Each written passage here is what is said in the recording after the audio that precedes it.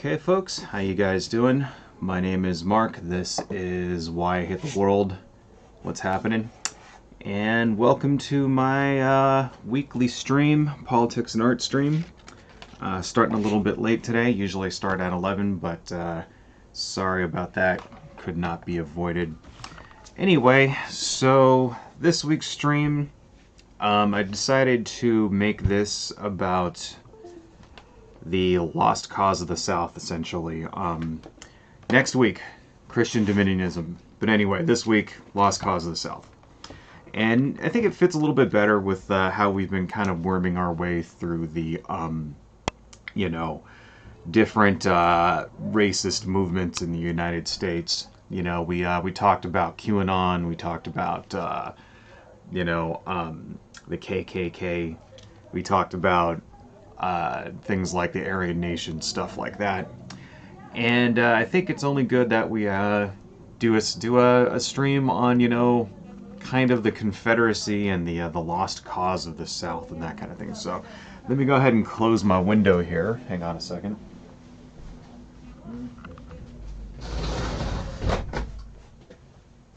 Because I got loud people talking outside, which 5 minutes ago they weren't out there. It's because I'm streaming. As soon as I start streaming, all these loud cars and shit start driving by, people outside start having arguments, things like that. It's just, inevitable. Anyway, but before we get into all this, let's take a look at where we're at with our current piece here. We have sort of our Goofy Monster party reunion thing here. And is my pen tablet plugged in? That would be bad if it wasn't plugged in. And it says it's plugged in. Why is it not working? What the hell? Oh, no, wait, that's not even that. That's the mouse. Okay. It says it's plugged in. All right, very nice, very nice.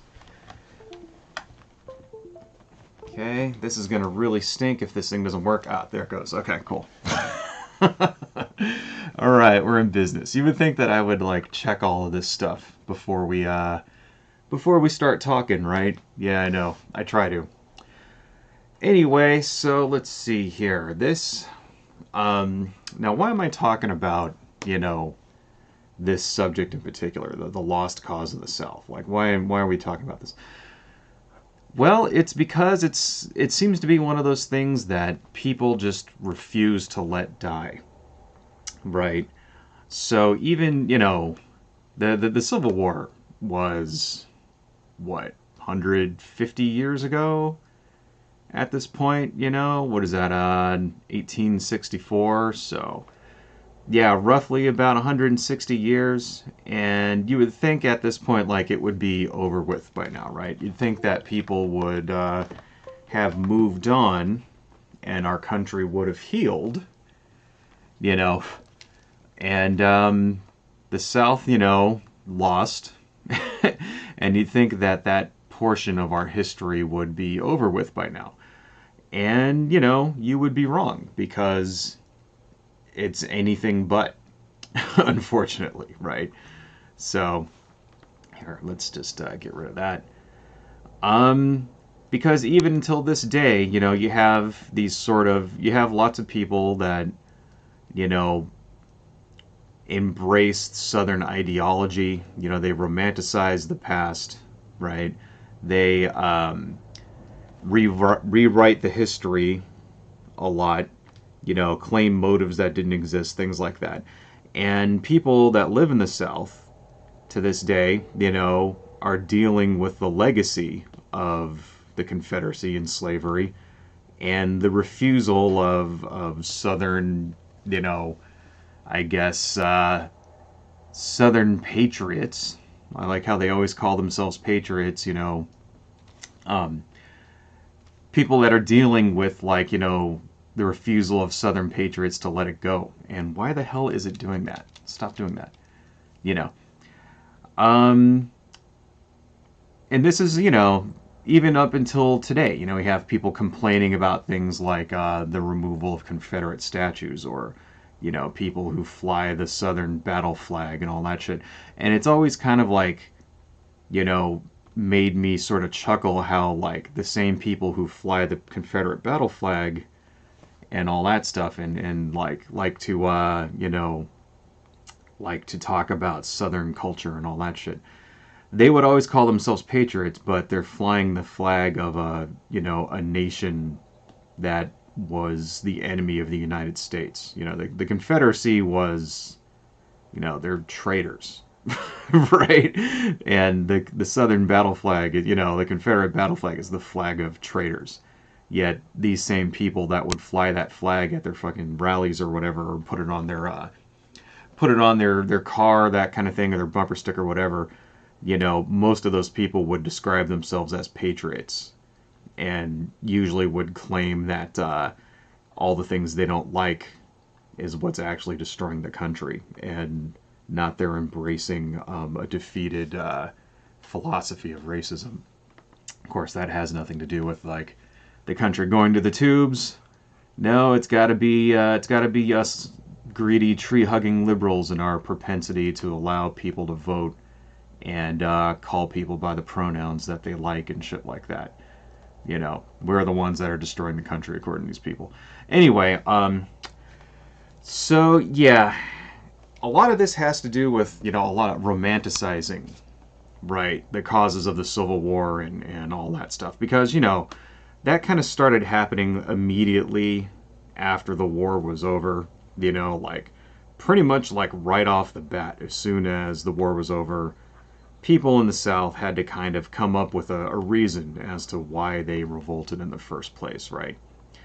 And, why would they support breaking away from this union that they love so much? Because remember, they're all fucking patriots. Okay. And, a lot of this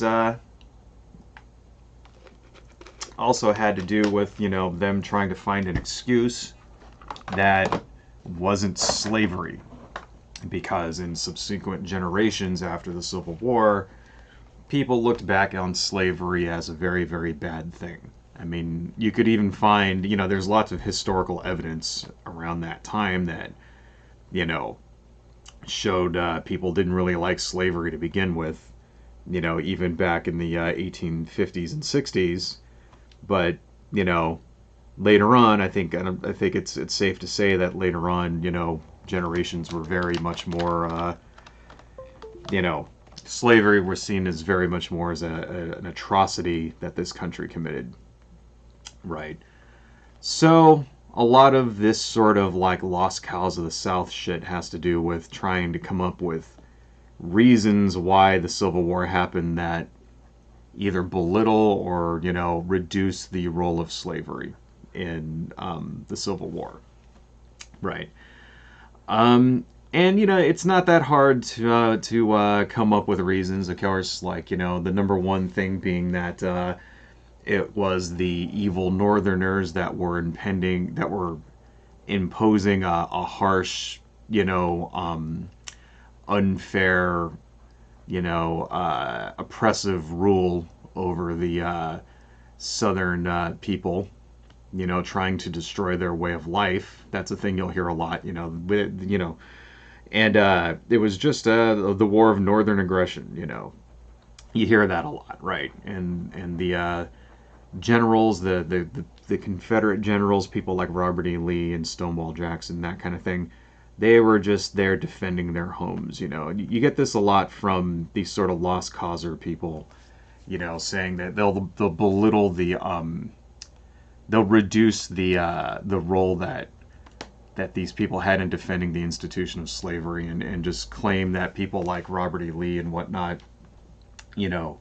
were just defending their states, blah, blah, blah. They didn't even like slavery, this and that kind of thing, And the Yankees are just like, oppressing them and imposing their will on the Southern states who just wanted to like do their own thing, and And you got a lot of this from, like, as soon as the war ended, you got a lot of this from different sort of historical revisionist groups. One of them was, a pretty famous one was the Confederate Daughters of the United Daughters of the Confederacy. That's what it was, which was a very, very famous group, right? This was a group of basically war widows, that kind of thing, who would go out and give medals to former Confederate soldiers, um, that kind of thing, like stuff like that. They would raise money to give pensions to former Confederate soldiers, that kind of thing. And a lot of the first wave of monuments that you saw in the South, that were like Confederate monuments, a lot of the first wave of those came from efforts by the United Daughters of the Confederacy in order to just sort of whitewash history, in more ways than one, I guess. And so they're the ones that would go out and they would put up like monuments to different generals, or on this date, whatever, this battle was formed, blah blah blah blah blah, stuff like that. And so you started, but their big contribution, though, the United Daughters of the Confederacy, their big contribution was basically getting this taught in schools. Right. A little bit about them. They're actually still around, the Lost Daughters of the Confederacy. Believe it or not, they, were founded in I think in 1894, I think. And yeah, they're the United Daughters of the Confederacy, not the Lost Daughters, sorry. United Daughters of the Confederacy.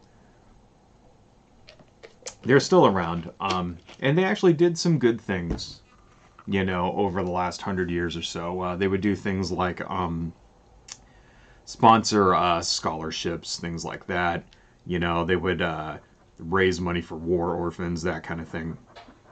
But a lot of it really was, you know what? This looks like shit. And you know what we're going to do? We're going to just erase this whole thing. Like that. And we're just going to put one big old nail in it. Because these are monsters, right? And monsters would use nails. Like that. There we go. And now this is just going to hang from that nail like this. There. Perfect. Perfect. See, that's the thing. Sometimes you have to just not overthink this stuff. Try to make it all intricate. That kind of thing. It's like, no. Anyway. Yeah, so they would do things like, give money for war orphans, and they would sponsor hospital beds and stuff like that, But they also did a lot to get this sort of revisionist history taught in schools. They would put up monuments to Confederate generals and soldiers, that kind of thing. And over the years, they were also very, very closely affiliated with the Ku Klux Klan in the beginning, back, because if you remember from our stream from a few weeks ago about the Ku Klux Klan, right around this time, the turn of the century, 1910 or so, they were very, very active, right? And there was something like upwards of several million members. I can't remember exactly how many. Hey, Lewis the Hedgehog and Dynacat, what's up, guys? How you guys doing? So yeah, this is one of those groups that was kind of just, basically hand in hand with the Klan, and they would do things like preserve artifacts from the first version of the Ku Klux Klan, right? And, calling them heroes and that kind of thing. And they're still around. The United Daughters of the Confederacy is still an organization that's out there. They, on their website, even as far as 2018, they had on their website language that basically belittled slavery, said that most slaves, this is on their website in 2018, that most slaves were very loyal to their masters, and were faithful and devoted, right? Willing to serve their masters, and because that's a theme that you'll find a lot in this is like through all of this historical revisionism, like the number one thing that they'll try to do is reduce the impact of slavery. Either by saying that it wasn't so bad, or that it wasn't as prevalent, or not as many people owned slaves, that kind of thing, blah, blah, blah, blah, blah. You'll see that a lot. And this was something that, even up until a few years ago, we're still getting this kind of thing, So yeah, they're pretty fucking horrible. But they did a lot to sort of get the ball rolling on this kind of, this revisionist history of sort of whitewashing the, you know, whitewashing the causes of the Civil War, right? Moving it away from like, a war about slavery and more about, the oppressions of the northern aggressors, stuff like that. And, trying to, these are just heroes who wanted to preserve Southern culture, blah, blah, blah, blah, blah, that kind of thing. Right. Let's see. So yeah, as soon as Reconstruction ended, and I think it was 1877, I can't remember, these monuments started going up. A lot of them were funded by, the Daughters of the United Confederacy, or the United Daughters of the Confederacy. I'm never going to get that name right. A lot of them were funded by that group and others, right? And the sort of re-education of the populace about the Civil War began, right? So now you have this sort of, these lost causers, these people that claim that, the war was justified. And after 100 years of this shit, it's like now it's kind of ingrained in Southern culture almost,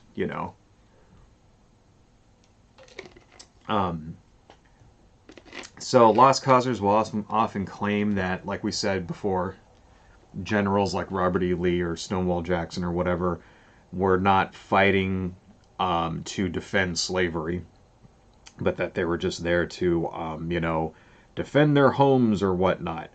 And then they'll try to claim that people like, for example, Robert E. Lee, they use him a lot. They'll try to claim that Robert E. Lee didn't like slavery, was opposed to slavery, when in real life he actually owned slaves himself. And apparently Robert E. Lee would keep his slaves forever. Like, I guess there was sometimes, they would try to convince people to, like, let slaves go, release them after a number of years, after they've, like, owned them for a number of years. And Robert E. Lee would just basically refuse to do that. He kept his slaves forever. He kept the children of his slaves, that kind of thing, right? Sometimes there would be like, abolitionist groups would try to like buy slaves and release them. He would refuse to sell his slaves to abolitionist groups, that kind of thing. And he seemed to take delight whenever a slave would run away in beating and whipping them within an inch of their life in order to teach them a lesson. He seemed to actually enjoy that. But yeah, so basically people like these lost causers will often elevate people like Robert E. Lee to the status of heroes. And simultaneously, Union generals and soldiers will be denigrated. They'll talk about things like General Sherman and his march to the sea and blah, blah, blah. And talk about how many civilian casualties there were in the South. And yeah, there were. This is all history that we can't deny. But, it's, you got to take these things from both sides, right? Plenty of atrocities were committed by the Southern Army as well. Let's see. Let's write something on this. But before we write anything here, I need to make a new layer. There we go. Let's see here. Let's just get this. And whenever you do letters like this, it's always kind of a good idea to sketch it out first. So let's say, I'm going to have to go over this and make this better, but I'm just sort of getting nah, that looks like crap. That looks horrible. Let's get rid of that. Let's pick this back to 3. Anyway, I should be talking. I'm drawing. I should be talking. So just to kind of show that even today, when people talk about revisionist history, the fight is still very much alive. Here's an article I found that I want to show you guys here. Let me just go ahead and open this up. And I will make sure that, you can actually see it this time. Here's an article I found. Let me just put that here, right? Tennessee lawmakers punish Memphis for removing Confederate statues. Okay, and you can see this, right? Is it, wait, is it doing it? Nope, there we go. All right. I just noticed that in the stream last week I was showing all this stuff and nobody could see it. And of course I couldn't tell until after the stream was over. So anyway, here's the thing I found. Tennessee lawmakers punished Memphis for removing Confederate statues. Retaliation came in the form of a passage of a last-minute amendment attached to the House Appropriations Bill that triggered heated debate. Basically what happened here was that in Memphis, they wanted to remove some monuments here. The city took them down, and the Republican-dominated House in Tennessee voted to punish the city of Memphis by taking away a $250,000 grant that would have been used for a bicentennial celebration in the next year. So yeah, this debate is alive and well, and you know, people are still fighting over, you know, the idea that the South weren't the villains in the Civil War, when everything that we know basically says they were. You know, people are still fighting over the fact that, like, you know, it wasn't about slavery, it wasn't about oppression, when it was. All right. So yeah, this has repercussions even today. Just to kind of show you, you know, we're talking about things like massacres and stuff like that, you know, a minute ago, where one of the more famous massacres that happened during the Civil War was the Fort Pillow Massacre. This was in Tennessee in 1864. And what it was is that, let me just make that bigger, okay. Tennessee in 1864, and what this was in the Confederacy, what they would do when they were fighting during the war is they would usually come down pretty hard on any black people they found when they were out, you know, raiding and stuff like that. The fact that the Union seemed to, you know, that the Union would recruit black people to fight in the Army, you know, in the Union Army, that really, really, really made a lot of people in the South angry. They really, really didn't like that. So as they were, you know, as the Army would advance, or even as it would retreat sometimes, they would basically just capture any black people that they came across, whether they were Union soldiers or if they were, like, you know, free black people in the states that they were in, right? And would take them back as prisoners, and then basically if they were like runaway slaves or freed slaves or something like that, they would try to return them to their former masters, and if they couldn't find them, they would just sell them into slavery, you know. So this is something this happened in the war, you know, apparently somewhere in the area of 100,000, you know, freed slaves, and you know, black soldiers were captured and resold into slavery during the course of the war.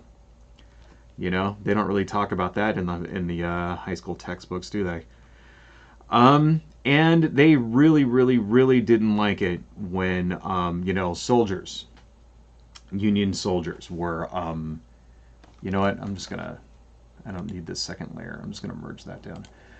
When black people served in the Union Army, you know, really hated that. Usually, like, black soldiers were just executed as soon as they came across, you know, came across them. So this thing here, the Fort Pillow Massacre, right? What this was that there was Fort Pillow, which had roughly 500 or so soldiers, right? The majority of them who were African American. And the Confederate Army surrounded it, and this particular battalion, I guess, right, was led by a guy named Nathan Bedford Forrest. And if you remember Nathan Bedford Forrest, actually, you know what? Let's step backwards. I'm just gonna delete that. That looks like shit. I need to do it. You know, I'm too zoomed in. I need to plot that out. But anyway, Nathan Bedford Forrest was actually the first Grand Wizard of the KKK, right? So, yeah, kind of, you know, it's funny how all of this stuff sort of meets together, isn't it? Right. So anyway, this guy Forrest, General Forrest, right?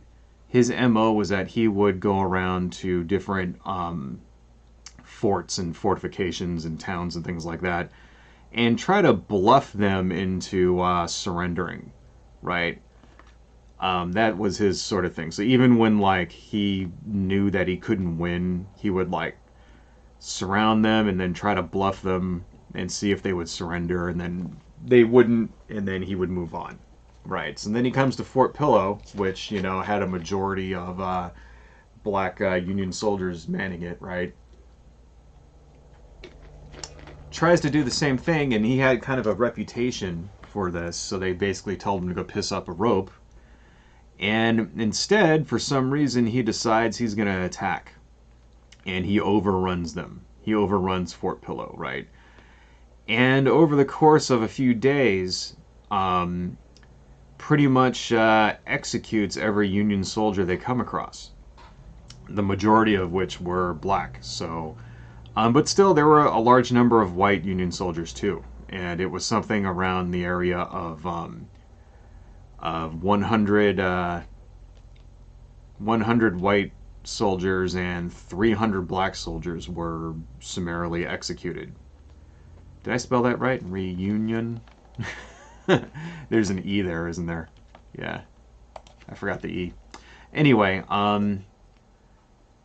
but they weren't just executed, though. These soldiers were, you know, they would were kind of tortured beforehand. So, like, guys who were wounded and stuff, they'd force them to stand up, and then they'd shoot them.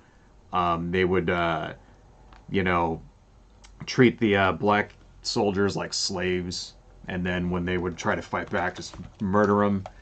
Apparently, there was a guy that they nailed to the floor. You know, like, not through his body, but they, like, nailed his clothes, like, he was wearing to the ground, and put inside of this tent. Ah, shit. Wrong one. And then, lit the tent on fire, burned him to death, and they did the same thing to another guy. Like, they nailed a guy to a building, the outside of a building, and then lit the building on fire. Shit like that. So it was like... It wasn't just the usual kind of like execute the prisoners sort of thing. You know, it seemed like they actually were very, you know, took a lot of pleasure in this. And I guess, you know, maybe race had something to do with that. I don't know. Right? I mean, maybe it's a little bit of a coincidence that the Confederate, you know, Confederate battalion led by the future Grand Wizard of the KKK would execute black prisoners with abandon like that. Just a little bit of a coincidence. So, yeah, these were the... Ah, shit. I forgot. Okay. Shit, I kind of screwed this up. But here's what we're going to do. We're going to take this one, and we're going to make this a little like that. And now we're going to start drawing on top. All right. This way we can sort of make it like, you know, better, right? Oh, wait a minute. But you know what? These words have to have like, because there's like folds in the cloth here, so it'll look something like this. You know what? I'm not going to worry about that. We'll just manipulate that afterwards if we want to go that crazy and put actual folds in the clothes there. I'm not going to really worry about that right now. So anyway, yeah. That's just an example of one of the atrocities that you saw, you know, during the Civil War. And there were more. There were like many, many more massacres like this, you know, because if you really think about it, you know, that's sort of like the idea of black people fighting back like that. You know, the South, the Southern Army had to really kind of put the screws to that, try to stop that in its tracks. For the big reason that they didn't want it inspiring slave revolts at home, right? And that's another thing you gotta, another thing they don't tell you is that even during the Civil War, there were slave revolts. There were many slave revolts, and a large portion of the Confederate Army had to stay behind in order to ensure that the slaves wouldn't rise up, right?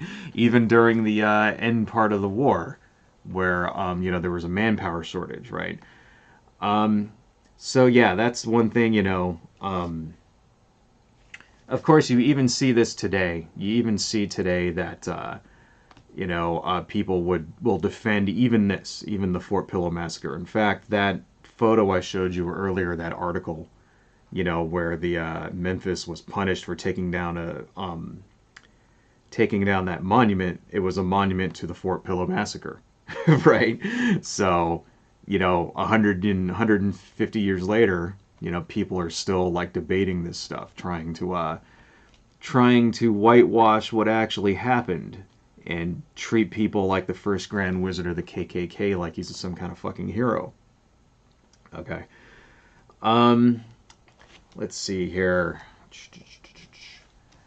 So yeah, another thing you'll get here, like we're starting to kind of see a theme, right? And the big theme that you get with this sort of lost causer, revisionist history is this idea that slavery wasn't so bad, So they'll try to diminish the role of slavery had in the Civil War, and then they'll try to basically denigrate the institution itself and say that, it was actually benign, right? It was good for the people, right? And the first big thing that you'll get from them when they say this is that, black people that were captured and forcibly sold into slavery had it better off than what they had than what their lives would be like in Africa, which is complete and total bullshit, Now, of course, there are instances where slaves were educated, right? But that was few and far between, Most slaves couldn't read, were never taught how to read, weren't even allowed to learn how to read, number one. Number two, they're slaves, so they were property. Slaves were not allowed to go, like, off of their master's, land or whatever without, like, a note, without papers, right? And any slave that, because sometimes they would like send a slave out to the market to buy something or whatever, or run an errand, or bring a note to another person, or deliver something, that kind of thing. And what it was is that the slaves had to have, permission to be out and about by themselves. They had to, basically had to have like a letter that allowed them to, move freely, right? And if they didn't have that note, then they would get captured by slave patrols, and they could conceivably, be punished, whipped, right? All the way up to, including being executed if they think that the slave was trying to run away or something, or trying to start a revolt. That kind of thing, right? Any slave that was actually caught doing something like that and executed by the state, the master was usually compensated. So just to kind of remember, these people were property. They didn't have rights. They didn't have the justice system as it was behind them, right? And anybody could kill, anybody could do whatever they wanted to them as long as they could compensate their, owners. So you want to rape a slave, you want to beat the crap out of him, put his eye out, stuff like that. Well, as long as you can pay for him, you do whatever you want. And that's kind of how it was in practice. The law might not have been written that way, but that's kind of how it was. Kind of the de facto way that these people lived.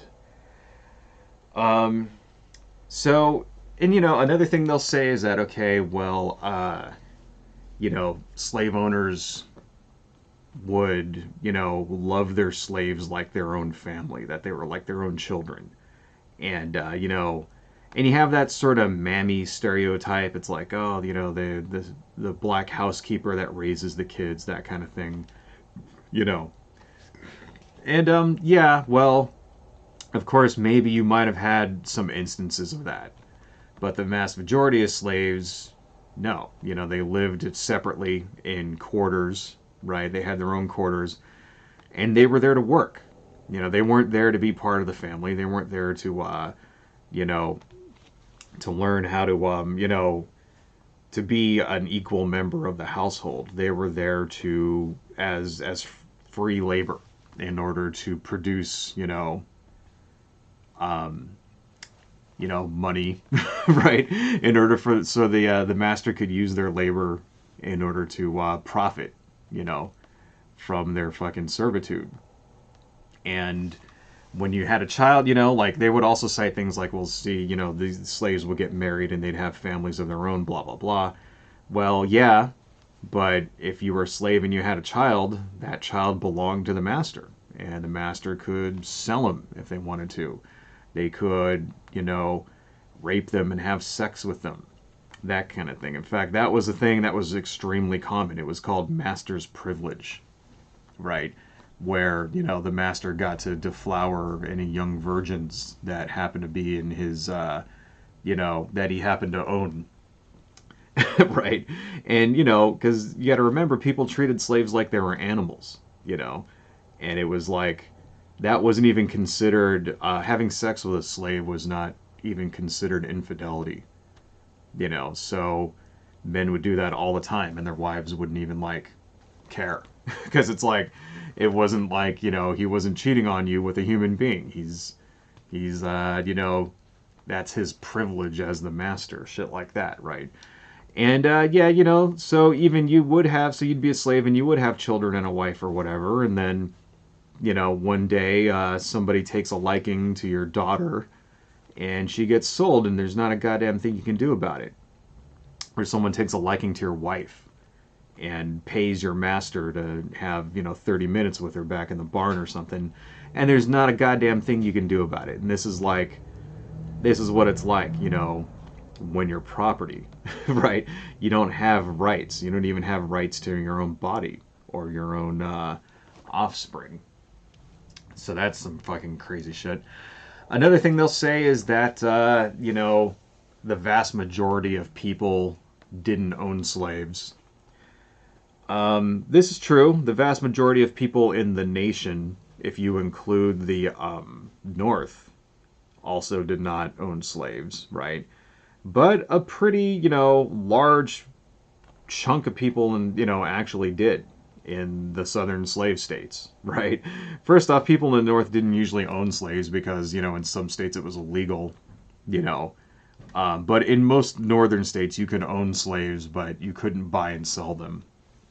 But if you happen to own them already, you can own them. But there were some states where, I believe there are some states where it was just straight out banned. I'd have to look that up. But the thing is that a lot of people in the South actually did. Somewhere around 25% of families actually did own slaves.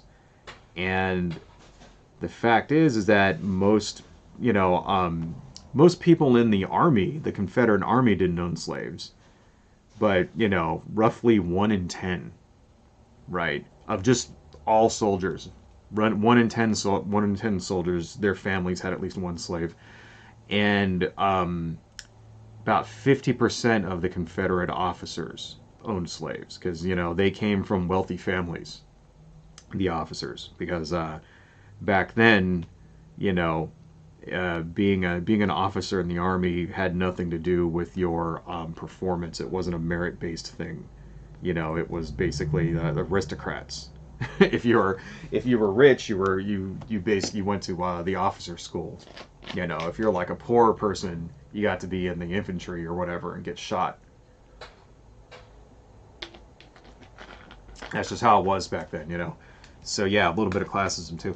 The thing about slavery, right, is that it is not a good model for just economic equality in general, right?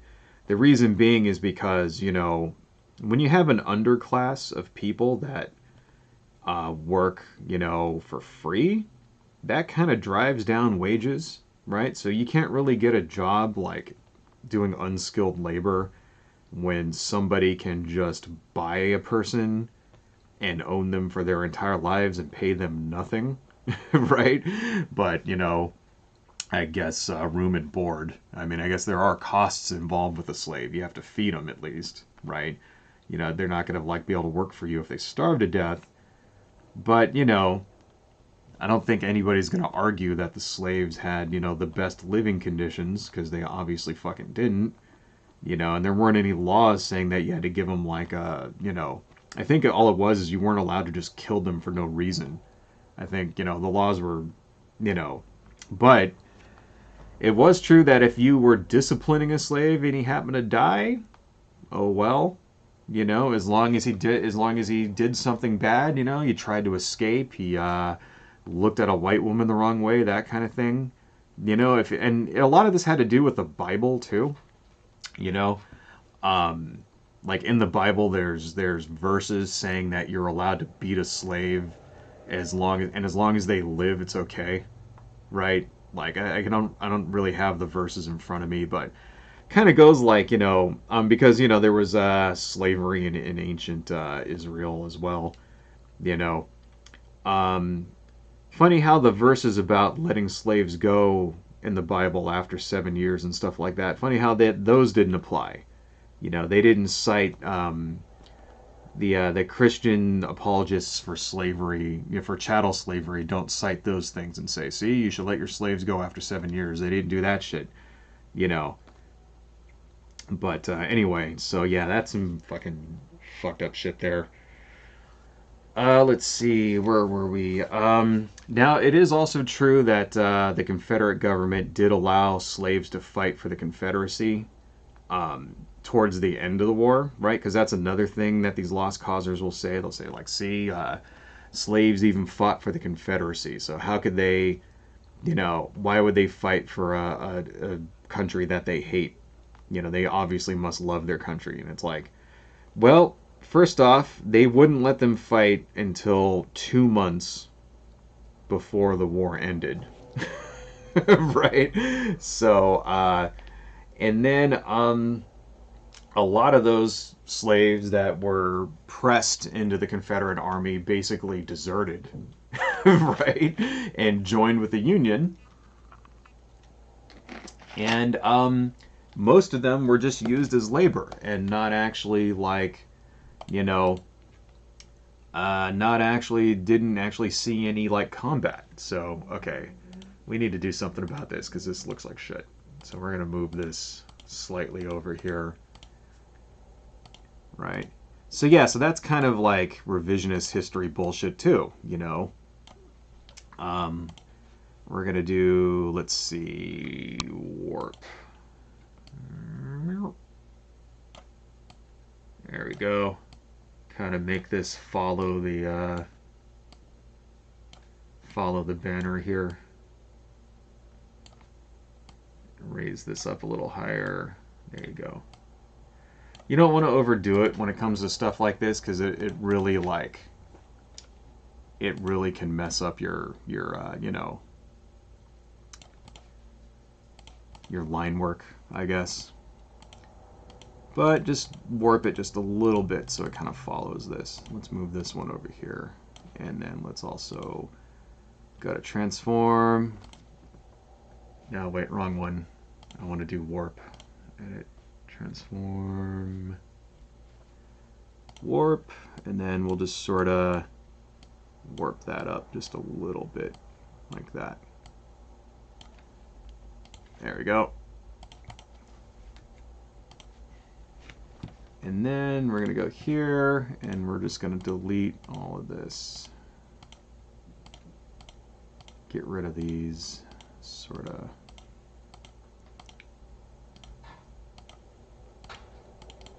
And might clean that up a little bit later. Those letters are kind of all over the place, but fuck it, whatever. Alright. Spending too much time on that. Moving on. So, oh shit. Shouldn't have done that. Now, I have to make this. There. Merge down, merge down. Okay. There we go. See? So now it's like their high school reunion kind of thing. You know, like maybe this was like the baseball team or something at their monster high school. So anyway, yeah. Another thing that they'll say here is that slavery actually ended in the South before the North, right? And this is technically true because the Emancipation Proclamation didn't end slavery in the North. It ended it in the South, and it's because, first off, Abraham Lincoln didn't have that power as president in order to, you know, the federal government really can't do that. You know, they can't just like proclaim that, you know,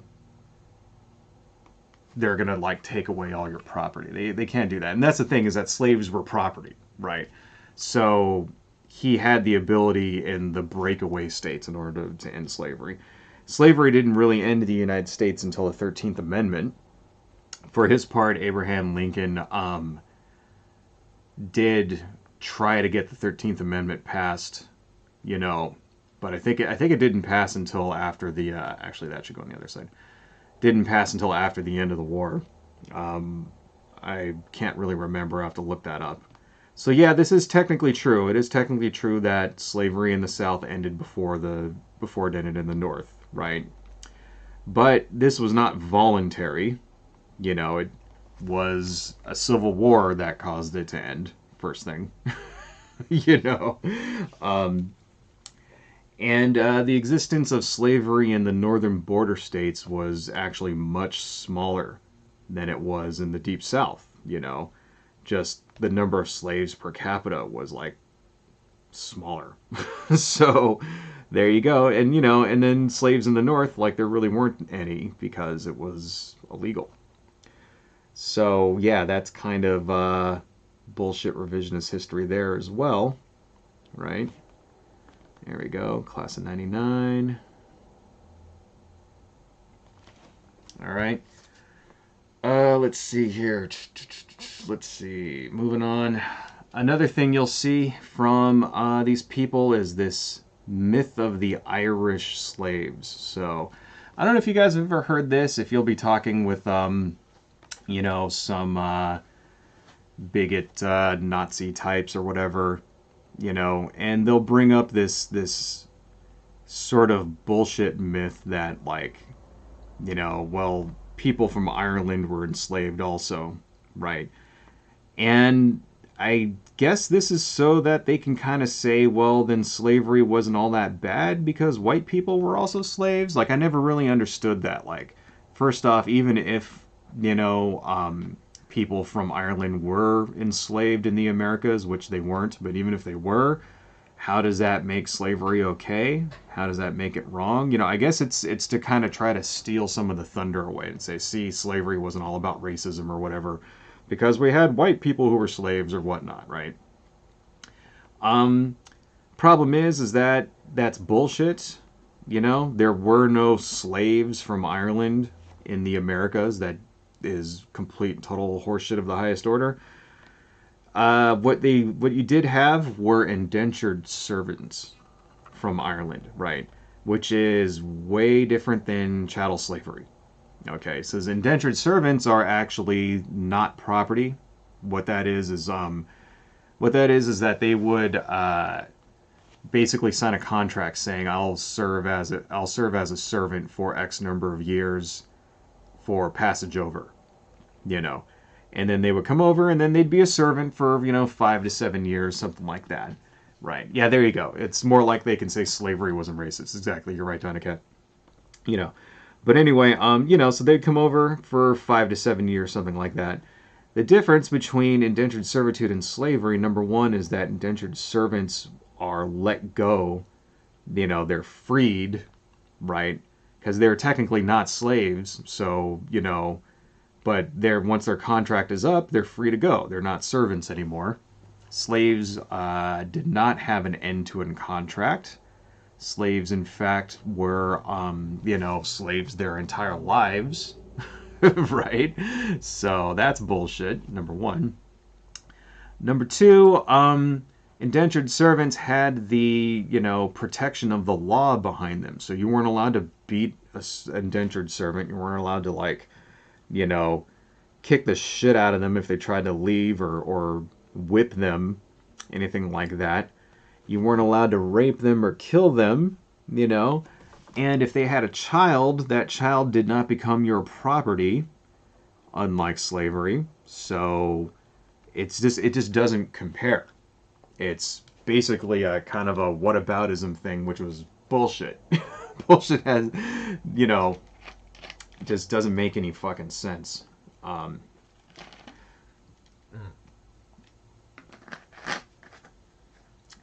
But still, this myth often persists, right? They'll try to claim that, the Civil War was not about slavery, blah, blah, blah, blah, blah, right? I want to show something to you guys. In fact, I won't show it to you, but I'm just going to read from this.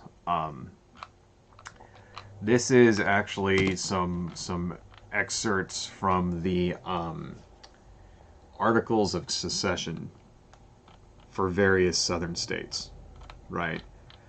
Let me see, open this guy up, open link, there we go. Articles of Secession, let me find these. Let me just scroll down.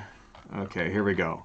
So, the argument goes from these people, well, Civil War wasn't about slavery. It was about, preserving the Southern way of life, and it was about protecting this, the South from the oppressive northern, aggressors and that kind of thing, and had nothing to do with preserving the institution of slavery. The problem is when you read the Articles of Secession, so whenever a state would secede, they had these Articles of Secession. They basically wrote a document saying this is the reason why we're seceding. And in pretty much all of them, from all of the former Confederate states, slavery is mentioned as like the number one reason why they decided to secede from the Union. I mean, this is like their own words. So, for example, from Georgia, right? This is from the Articles of Secession from Georgia. I'm going to read this to you guys. The people of Georgia, having dissolved their political connection with the government of the United States of America, present to their Confederates in the world the causes which have led to this separation. For the last 10 years, we have had numerous and serious causes of complaint against our non-slave holding Confederate states with reference to the subject of African slavery. Number one, very first reason, straight up, slavery. Right? You know what? This is what we need to do here. We need to do the same thing that we did on the other thing and kind of reduce the opacity on that. There. That way we can actually see what we're drawing here, right? Okay, here's another one from Mississippi. Our position is thoroughly identified with the institution of slavery, the greatest material interest of the world. Right. First line in the Articles of Secession here for Mississippi. Its labor supplies a product which constitutes by far the largest and most important portions of commerce of the earth. These products are peculiar to the climate verging on tropical regions, and by an imperious law of nature, none but the black race can bear exposure to the tropical sun. See, we need them, because the black race is genetically predisposed to picking cotton. That's, this is what they're saying, man, right there in their Articles of Secession. Number one reason. Let's move on to South Carolina. We affirm that these ends for which this government was instituted have been defeated, and the government itself has been made destructive of them by the action of the non-slaveholding states. Those states have assumed the right of deciding upon the propriety of our domestic institutions and have denied the rights of property established in 15 of the states and recognized by the Constitution. That right of property, of course, is the right to own people's property. They have denounced as sinful the institution of slavery. They have permitted open establishment among them of societies whose avowed object is to disturb the peace and to elongine? L-O... How the fuck do you say that? And I don't know how to say that word. That was, sorry, I straight up admitted this word. I have no idea what this fucking word is. Anyway. Moving back to, let me go back to that. Okay. The property of the citizens of other states. They have encouraged and assisted thousands of our slaves to leave their homes, and those who remain have been incited by emissaries, books, and pictures to servile insurrection. So, yeah. See that? They're stealing our property. Our property who happens to be, you know, other human beings. Right. Texas. Here we go. Texas abandoned her separate national existence and consented to become one of the Confederate Union. She is received into the Confederacy as a commonwealth holding, maintaining, and protecting the institution known as Negro slavery, the servitude of the African to the white race within her limits. A relation that had existed from the first settlement of her wilderness by the white race, and which her people intended should exist in all future time. Yeah, there's more for Texas here. In all the non-slaveholding states, the people have formed themselves into a great sectional party, based upon an unnatural feeling of hostility to these southern states and their beneficial and patriarchal system of African slavery, proclaiming the debasing doctrine of equality of all men, debasing doctrine, irrespective of race of color, a doctrine at war with nature, in opposition to the experience of mankind, and in violation of the plainest revelations of divine law. They demand the abolition of Negro slavery throughout the Confederacy, the recognition of political equality between the white and Negro races, and avow their determination to press on their crusade against us so long as a Negro slave remains in these states. All white men are and of right ought to be entitled to equal civil and political rights. That is, the servitude of the African race as existing in these states is mutually beneficial to both bond and free, and is abundantly authorized and justified by the experience of mankind and the revealed will of the Almighty Creator as recognized by all Christian nations. So, I don't think you could write something that was more like, you know, acknowledging, right? I don't think you could just write something that was more like supportive of the idea of slavery right there. I mean, they're basically just straight out said it was like, you know, divine like mandate that slavery should be allowed, you know. These are the reasons. These are the actual reasons. So whenever you hear people saying shit like, oh, you know, the Civil War wasn't about slavery, it was about states' rights. Yeah, it was about the right to own other people, you know, as property. And this is what the states have actually said about it. These are the reasons they gave for, you know, leaving the Union, right? And chief among all those reasons in every one of these states is slavery. So, it's, yeah, man. I mean, right out of the gift horse mouths, right? It really was all about slavery. There's a huge speech by a guy, the Confederate Vice President Alexander H. Stephens, that described this. I'm not going to read it because it's like, you know, 500 words here, but you can basically find it, you know, I'll put a link to it down in the bottom so that you can read the full speech, but basically says the exact same shit that you just heard right here, that it was like, you know, the natural state of mankind is that black people should be slaves and white men are free, and only white people are allowed to have, you know, the protection of law. Only white people are equal, you know, and that slavery is mutually beneficial to the and it's the natural state, and it's the divine will of God, right? Funny how just religion is always used for these things as well, right? I mean, shit. Anyway, so where are we at here? 12:36. Oh yeah, but we didn't start until 11:30, right? So it's only been an hour. Okay. So yeah, that's kind of puts the nail in the coffin for any of these anybody who would say that the slavery was not the cause of the Civil War there. But that doesn't stop people from trying. And, now we have here, I want to move on to what are called neo-Confederates, right? So we have these sort of lost causer type people. And you get a lot of people in the South, even today, that will say,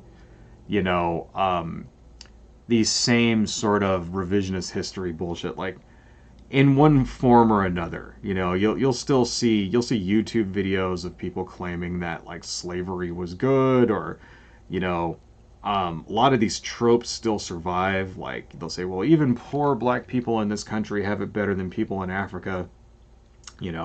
That's just a trope pulled over from fucking the Lost Cause of the South there, right? The black brute stereotype, the idea that like black people are just like genetically predisposed to being criminals. That's something you get all the fucking time, things like Fox News and stuff like that, perpetuating that stereotype as well. And that has results, real life results that can result in people dying, That's kind of the basis for things for institutional racism and things like that. The reason why police, for example, are more likely to shoot a black person, right? Or more likely to use violence, if not shoot them. Or black people are more likely to get harsher prison sentences for the same law, that gets broken, right? The same offense. White people that do the same crimes tend to get off, and you'll even see that in like even really egregious crimes, things like rape and murder. What was that one real famous? I can't remember the guy's name. It was like kind of a famous case of a guy that was caught raping this woman behind a dumpster or whatever, and the judge let him go, saying he's a promising young man. And I can't remember the guy's name, but he's sort of become like an internet meme, right? Like you'll see shit like that all the time, and then black person getting fucking like 15 life sentences and shit for like like attempted robbery. Right? Like that kind of thing. And then like, white person raping 25 people and like getting 6 years, or not even going to jail at all. Shit like that happens all fucking time, right? And also things like disparities between like similar laws, like say sentencing between rock and powdered cocaine, You'll go to jail for way longer for having like crack than you will for having like a similar amount of powdered cocaine.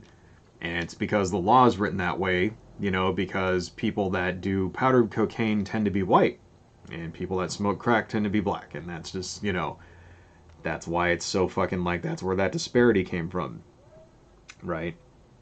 Okay, let's get that up there. Let's see. I think what we can do is, let's do this. Let's go back here and erase all of this stuff in the back, and then I'll just merge these layers again. Actually, now, you know what? Let's just continue drawing on top here, see if there's anything else we want to, and then we'll do that at the end. Okay, so, and yeah, so this kind of stuff, it has real, effects on real people's lives 150 years later. We're sort of looking at the legacy of, the Civil War, right? And the refusal of people to like fucking come to terms with it, admit they lost, and You know, these people that idolize a fucking like terrorist state like that. So now you have you know, neo-Confederates, right? Who are neo-Confederates? Well, that is a term that is very kind of, it has a lot of meanings, you know. Um, in the purest sense, it's people. God damn it! All right, I will get this right. Let me try this one more time. It's hard to draw straight lines on this thing, and it's because what I need to do is I need to get a new computer. That's what I really need to do. Anyway, um, there, that's better. Neo-Confederates, people who basically want the South to secede again. You know, so this was kind of always sort of percolating in the background, you know, throughout various right-wing movements in the United States, right? Because we had, you know, we've kind of been going through the history of these movements. You know, you had at the beginning groups like the KKK and the, you know, that kind of thing at the very beginning, right? And then it sort of went through the 20th century with, you know, neo-fascist groups, things like America First or the Silver Shirts, that stuff like that. Then through the 80s with like, you know, militia groups and white power like skinhead groups and you know, stuff like the Aryan Nations, that stuff like that, right? And a lot of these people, you know, I mean, you call I mean, they're definitely right-wing hate groups, right? But you wouldn't call them neo-Confederates. You know, most of them didn't really want to actually secede from the nation. Again, you know, even though you did have some groups that wanted to go off and start their own like white ethno-state or whatever, you know, but those people usually tend to want to do it in the Pacific Northwest for some reason, you know. Although it is true that every state has a secessionist movement, you know, most of those people that in these secessionists, but you wouldn't call them neo-Confederates. They usually want to just like, you know, they'll be in Vermont or some shit, right? And they'll want to like start they'll want like, you know, Vermont to like break away and become its own nation. You know, you even have that shit in California. You have people in Northern California that wanted to break away from Southern California, stuff like that, right? And you know, every couple of years they come around and try to get signatures for shit like this, and it's like, yeah, just tell them to go piss up a rope, you're an idiot. Anyway, but there are people, you know, there is sort of a movement of people who actually want the South to, you know, basically secede and rise again, right? And you'll see, like, you know, differing reasons for this. But it kind of started maybe in like the late 70s, early 80s, right? Is when it sort of really picked up steam. And by 1991, there was a full neo-Confederate movement out there. And it sort of really got popular. Like there was a book that came out in 1991 called The South Was Right by these two people. I think they were brothers, James Ronald and Walter Donald Kennedy. And what it was is they wrote this book right after the collapse of the Soviet Union and said, basically using it as a rationale as to like, you know, why the former Confederate states should, you know, secede again. And of course, it's chock full of white supremacist bullshit and, you know, revisionist history and the lost cause myths and that kind of thing. And this sort of got, you know, a lot of people, you know, it got it really popular in right-wing hate movements, right? And, you know, there always kind of was this sort of undercurrent, though, in all of these groups, you know, like people, you know, say like the KKK and stuff, like flying the Confederate battle flag, even all the way back into the 60s, that kind of thing. So you know, it was always sort of there, but it sort of like bloomed into its own movement in the, you know, 80s and early 90s. I guess it kind of started in the late 70s, and then by the early 90s it sort of bloomed into its own movement and has, you know, influenced politicians and things like that, right? And so neo-Confederates tend to be, you know, extremely conservative, extremely racist. They, of course, believe in all the usual stupid bullshit that racist conservatives do. Lots of conspiracy theories. Of course, they're always extremely racist against black people, you know, um, against Jewish people. Lots of anti-Semitism. Uh, these people really, really, really, really, really hate illegal immigrants. In fact, you could say that the movement kind of has coalesced around them. Right-wing movements in general have sort of like taken up the anti-immigrant, anti-illegal alien sort of like mantle there. And that's become a big rallying cry. That was part of the reason why these people love Donald Trump so fucking much, is because of his like hateful rhetoric, build the wall, shit like that, right? Um, They usually claim, these people, that they would not want to reinstate slavery, because that's kind of a difference, like you'll see between normal sort of like right-wing hate groups and neo-Confederate groups, is that the neo-Confederate groups will sometimes try to pretend that they're not racist when, they are. Right? When in real life they are, but they'll try to pretend that they're not racist, and they'll say things like, oh, we don't want slavery again, blah, blah, blah, blah, blah. And then you go on their websites, and then you see what the signs and the flags they're carrying and the rallies they're going to, and it's pretty obvious that yes, they do want to bring back slavery, right? But they'll sort of like use these things as dog whistles is what they'll do, right? Surface, thank you for joining, man. Appreciate it.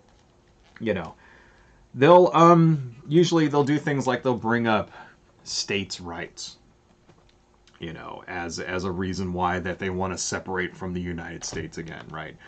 Claiming shit like states' rights, blah blah blah, and what are states' rights? Well, states' rights is like, basically a dog whistle that you get from right wingers of all, creeds. And states' rights is usually, is basically just a code word for racism. That's where states' rights began. States' right, the idea of states' rights, it began as a dog whistle for people who stood against civil rights. Back during the 50s and 60s in the civil rights movement. People, because it wasn't popular to say that, hey,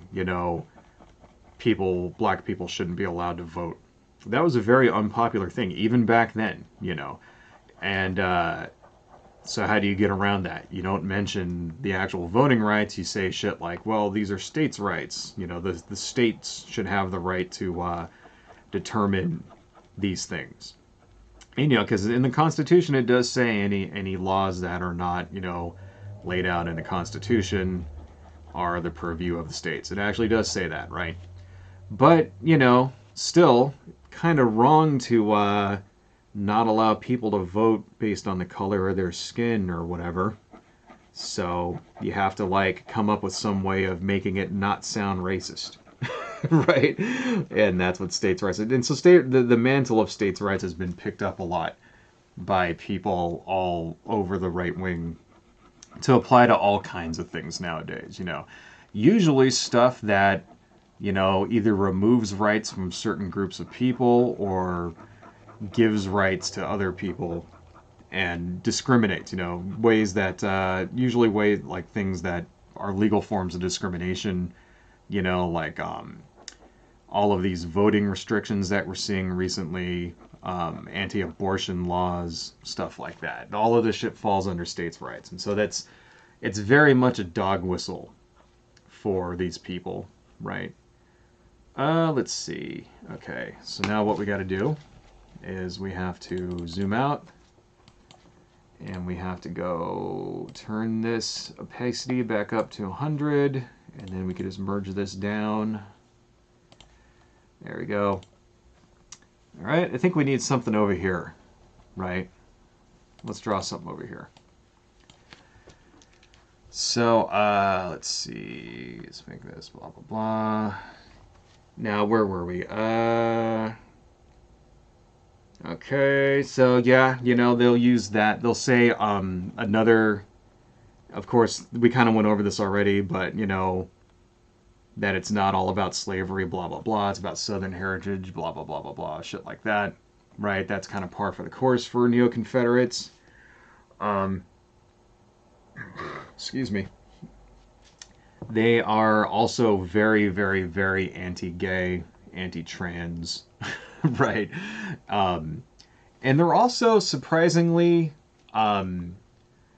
very somewhat anti-corporate, you know, because they don't like taxes, number one, but they don't want to raise taxes on anybody like corporations. So it's sort of like the corporate wing of the Republican Party kind of uses these people for their own ends, claiming that we're going to lower taxes for you, shit like that, and then they never actually do, you know. So like some of these people have kind of like caught on to that lie and have become very anti-corporate in recent years, especially since Trump came around, because Trump is very like, you know, since Donald Trump got kicked off of social media, shit like that, he's taken this very like anti, like, you know, tech company sort of stance, although he's not anti-corporate when it comes to his businesses. But so you've got this whole wing of like right-wing wackos out there who want to do things like ban Facebook and ban Twitter and stuff like that because they think it's all filled with liberals. So you're seeing that a lot too in these circles. People saying shit like, you know, we have to like ban these social media companies because they have they're like you know, woke oligarchies, right, that are stifling freedom of speech and shit like that, you know, because they don't understand what freedom of speech actually is. You know, freedom of speech has nothing to do with a corporation. It's the government limiting your speech, you know. Anyway, so where were we here? Some rationalizations why the South should secede again, because this is the thing. It's like you would think, you know, in the modern world, right, that you couldn't do anything more ridiculous than like, you know, like the especially in the United States. Like, if you really think about it, if like Texas and Florida and Louisiana and like all those states like seceded and became their own union, they would kind of turn into a third world country like overnight. It'd be very bad. So it's like, you know, that part of the country is not really robust when it comes, you know, economically. Not really, you know. And I mean, I'm sure they're nice places to live, and there's plenty of nice people that live there, but you wouldn't get a lot of benefits from actually them breaking away from the United States. So it's like, well, what reason do you guys have? You know, if we're to be believed, if we're supposed to believe that it's not about slavery, which, you know, it was, and it's not about you know, discrimination, right, which it is, and it's not about limiting the rights of people that you don't like, which it totally is. If it wasn't about all that stuff, right, then what reason would you actually have to secede from the United States? Like, why? Why do you want to secede from the United States?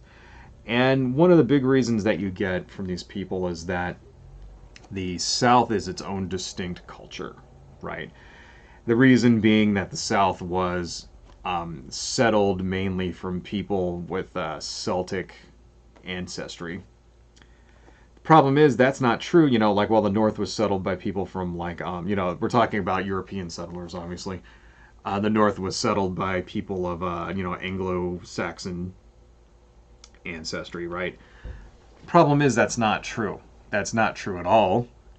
There were plenty of people from, you know, Celtic people that settled in the North, and plenty of people of, you know, European immigrants of Anglo descent who settled in the South, right? So that's just complete fucking total bullshit right there.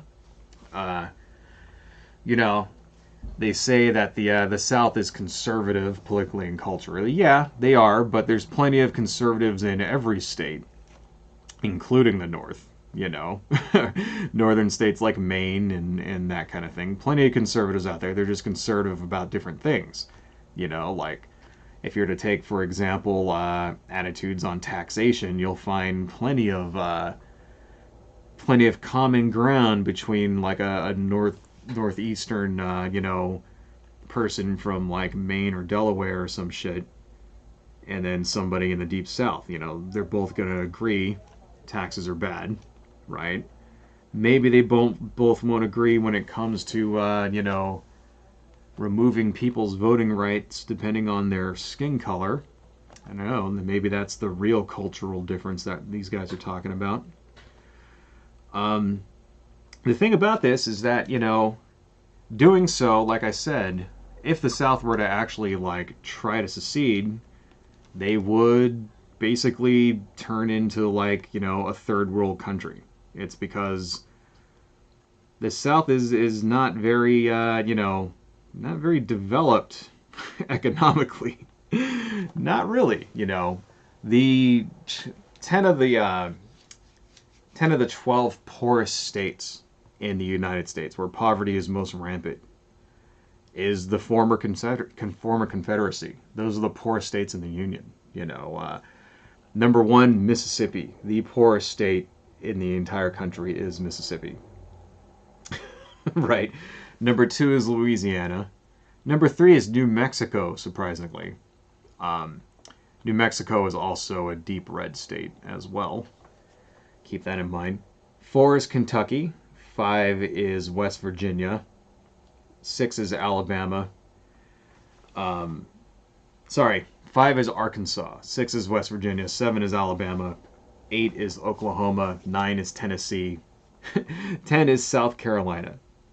The next two, 11 and 12, are North Carolina and Texas. So if you look at that, all of those states, with the exception of New Mexico, is basically the former Confederate states. The former Confederate states are the poorest states in the entire country today. This is the legacy of white supremacy. Right. Another interesting thing that I found was that these are also many of the states that have the lowest graduation rates in high school and college. The lowest state with the state with the lowest college graduation rate in the entire country is, of course, Alabama, followed by South Dakota, followed by Tennessee, Louisiana, Kentucky, Idaho, and Montana, which are also deep red states, West Virginia, Arkansas, Oklahoma. Funny how all that works out, too. States that take more federal dollars than they pay in. So that's another thing that you hear all the time from conservatives and stuff like that. You know, that the evil tree-hugging liberals and stuff, you know, they don't want to work for anything. You know, they just they live on the public dole, blah, blah, blah, blah, blah. They're all on welfare, shit like that. In real life, it's kind of the opposite. In real life, those states that take more federal dollars than they pay in are all in the Deep South. And many of them are also part of the former Confederacy. So number one is actually New Mexico. New Mexico apparently is all fucked up. I don't know why. They're a very poor state. They take lots of federal money. I don't know what's going on with New Mexico. I do know that it goes red in every election. Alaska, that makes sense because nobody lives in Alaska, so it's pretty obvious that they're going to have to take plenty of federal money.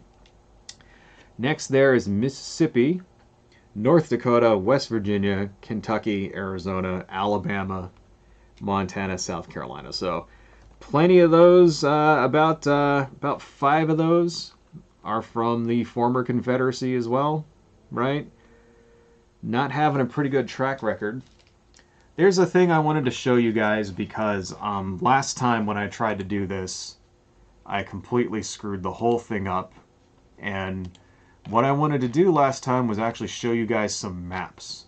And during my stream, none of the maps appeared. And of course, I couldn't see this because I've only got 2 monitors. So let me just make sure that these are appearing correctly. Let's see.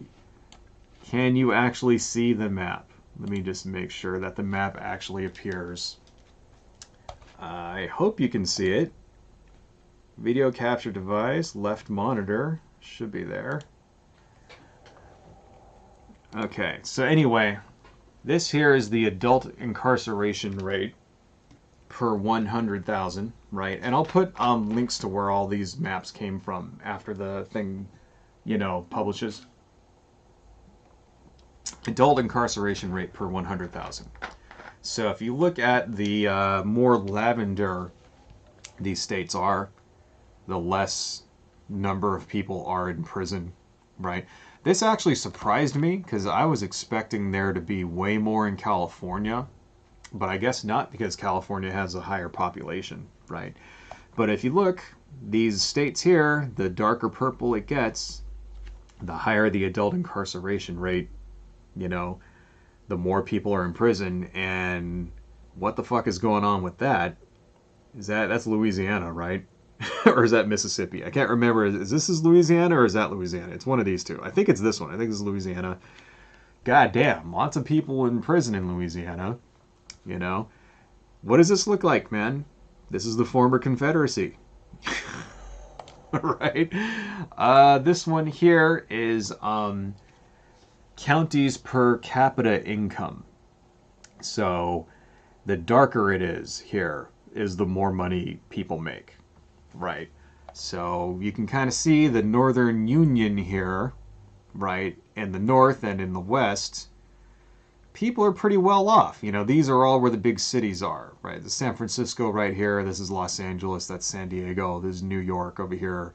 You know, Chicago, all these other places all around there. Not looking so good in the Deep South, the former Confederacy. Not making a lot of money. Looking pretty good in Florida. I guess if you live in Miami or something, you probably make some money. If you live in these states in Texas here, I don't even know what's over here. I don't even know what these states are. These cities are. But yeah, lots of poor people in the Deep South there. This is how, oh yeah, this is that list I gave you guys, how much your state depends on federal funding. The darker it is, the more money you depend on. The lighter it is, the less. Looking a little bit better, you know, you can kind of see around here in these, the reason why these states are the highest is because they're less populous. But the Deep South ain't looking that good. You know, this is pretty well dependent there. Mississippi, kind of fucked up. Arizona. This here is percent of adults 25 and over with at least a high school diploma. The darker it is, of course, the more people actually have a high school diploma. And yeah, kind of this big swath cutting through the former Confederate states of people who are high school dropouts. This is high school dropouts. You'll see this in California too. You notice these counties here. These are counties, right? These counties are kind of large.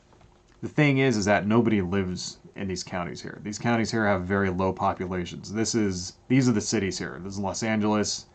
This is San Diego. This is San Francisco. Over here, this is like desert and shit, right? And so, you know, that same reason applies to Texas. A lot of this is desert over here. Not a lot of people live there, but this is where the cities are, you know. And around here in Florida, Tennessee, Louisiana, right, Mississippi, can you say the same? I mean, is this just like swampland or some shit? Just nobody lives out here? What's up with that? Right? What is this, Kentucky right here? What's going on here? I mean, holy fuck. That's like, what, 46%? Doesn't look good. Doesn't look good. Just to kind of show, this is the actual former Confederacy, in case anybody needs a reminder of the states we're talking about here. Right? This is the firearm death rate per 100,000. And once again, those former Confederate states getting a little, you know, a little darker there, man. You know, and you know, this is also dependent on population. So California, of course, has the most people that died from firearms, but per 100,000, it works out to not be that many. Louisiana, on the other hand, has a much, much lower population than California, but per capita, more of those people are getting shot and killed every year.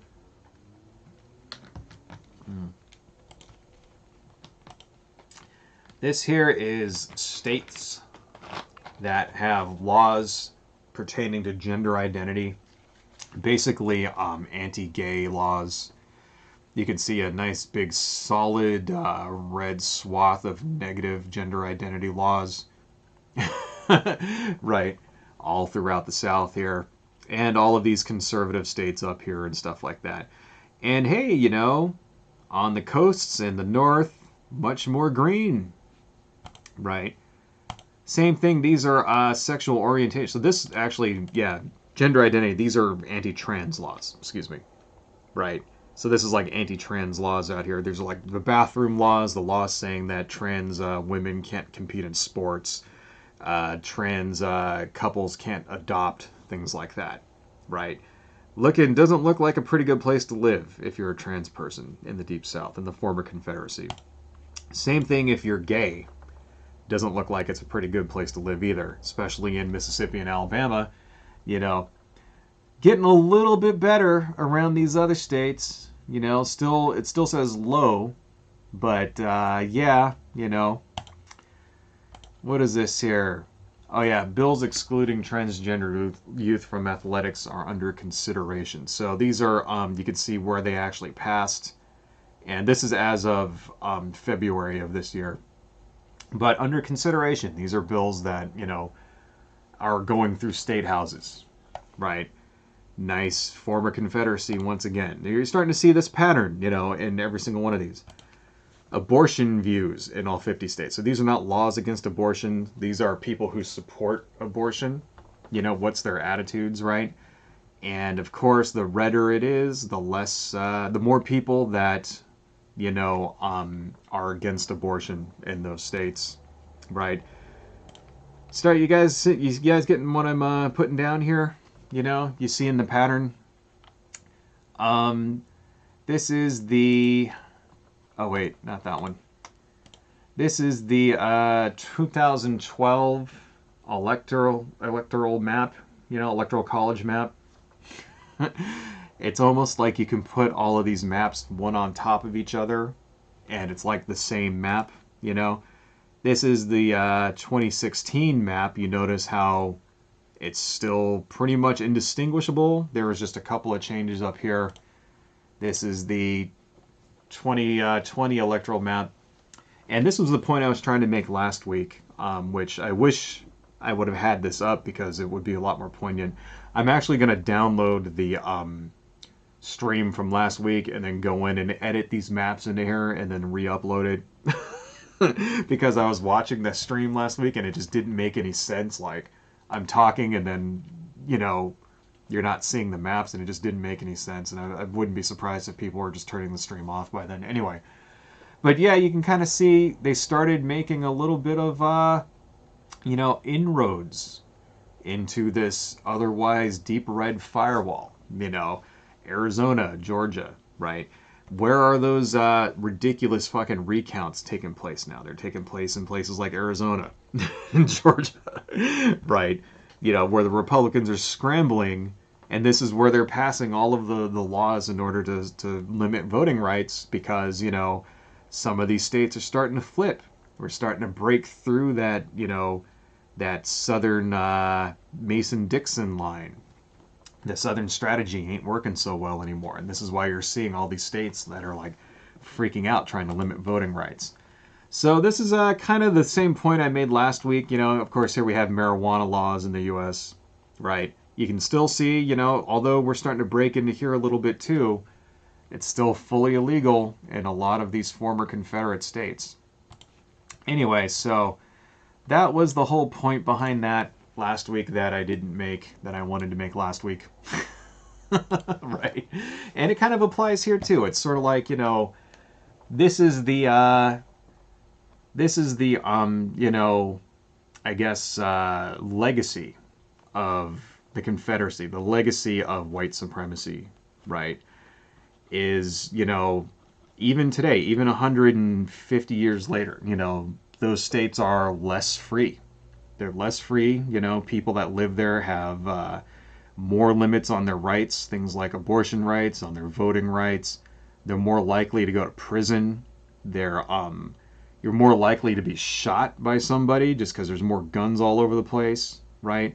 You're more likely to be a college or even a high school dropout, not go to college.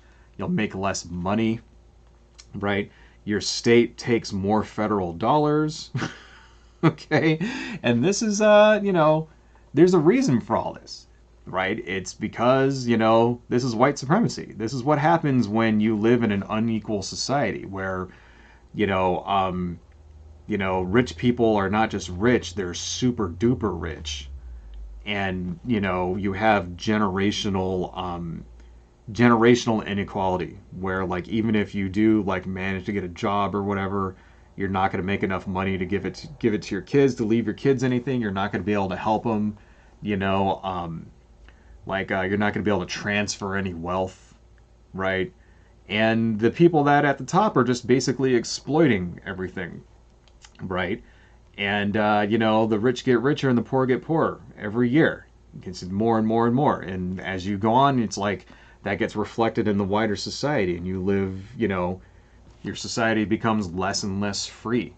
The engine of government is used to benefit a smaller number of people over everyone else, right?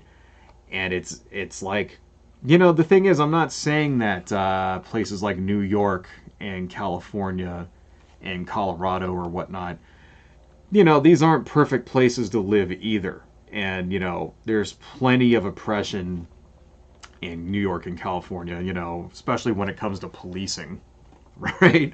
That kind of thing. I'm not saying that these places are perfect, but the numbers don't lie. Okay? They don't lie, It's just, we're looking at the macro level, obviously. It's like things get a lot more complicated the closer that you